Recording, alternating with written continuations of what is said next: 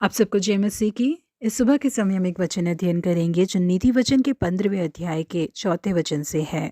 शांति देने वाली बात जीवन वृक्ष है, परंतु उलटफेर की बात से आत्मा दुखित होती है। राजसी कुल का एक व्यक्ति जोशाया वेजवुड्स के कारखाने को, जिसमें वो मिट्टी के बर्तने बनाया करते थे, उसे देखने के लिए वहां पर पहुंचा। वेजवुड्स ने विश्व भर में अपने हाथों से मिट्टी के बर्तनों को बनाने में प्रसिद्धि प्राप्त की है। जो व्यक्ति आए थे वो एक राजसी परिवार से थे, इसीलिए जो विद्यार्थी उनसे प्रशिक्षण ले रहा था उसे उन्होंने उनके साथ भेजा कि वो पूरे कारखाने को घुमाकर उन्हें दिखाए। क्योंकि वो व्यक्ति एक ऊंचे स्तर से आते हैं, इसीलिए वो विद्यार्थी उनके साथ बहुत ही अच्छी तरीके से पेश आ रहा था, परंतु वो व्यक्ति उस नौजवान के साथ बहुत ही बुरे शब्दों का प्रयोग कर रहा था। पवित्र शास्त्र के बारे में उल्टे सीधे बातों को बोल रहा था और जिन बर्तनों को बहुत ही सावधानी से उठाने के लिए लिखा गया था, उन बर्तनों को बहुत ही कठोरता से उठा रहा था। उस व्यक्ति के बर्ताव को देखकर वो नौजवान बहुत ज्यादा घबरा गया था। थोड़ी ही देर में उस कारखाने के मालिक जोशाया वेजवुड वहां पर उनके बीच पहुंचे। वहां पर मौजूद व्यक्ति जो उनके विद्यार्थी की बेइज्जती कर रहा था, उसे देखकर उन्हें बहुत ज्यादा दुख हुआ।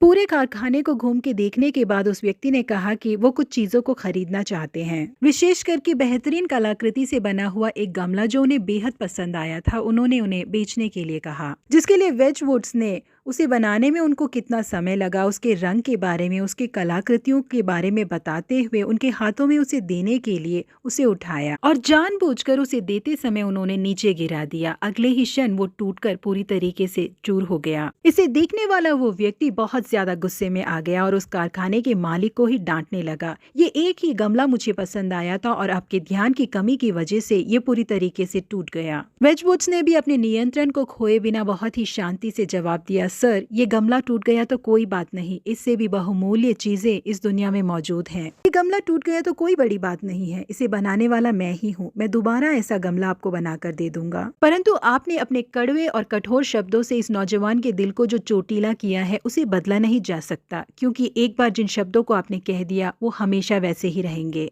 इन शब्दों को दोबारा ठीक नहीं किया जा सकता करके उन्होंने कहा। प्रिय परमेश्वर के लोगों, जिन शब्दों को हम बोलते हैं परमेश्वर उसे माफ कर सकते हैं, परंतु जिन लोगों के हृदय को हम चोटीला करते हैं वो नकारात्मक सोच और वो घाव हमेशा के लिए उनके दिल में रह जाता है। इसीलिए हमेशा हमारे मुंह से निकलने वाले शब्द दूसरों को उत्साहित करने वाले और उनके जीवन को बदलने वाले होने चाहिए। एल्काना नाम के व्यक्ति की 2 पत्नियां थी, बनीना और हन्ना। बनीना के बच्चे थे और हन्ना के कोई संतान नहीं थी। बनीना प्रतिरोज अपने कठोर शब्दों से हन्ना को दुखी करती थी। एक दिन वो लोग आराधनालय बलि चढ़ाने के लिए गए। वहां पर दोबारा बनीना ने हन्ना को दुखी किया, इसीलिए हन्ना बिना कुछ खाए रो रही थी। तब उनके पति एल्काना ने आकर बहुत ही चिंता के साथ उन्हें कहा, हे हन्ना, तू क्यों रोती है और खाना क्यों नहीं खाती और तेरा मन क्यों उदास है?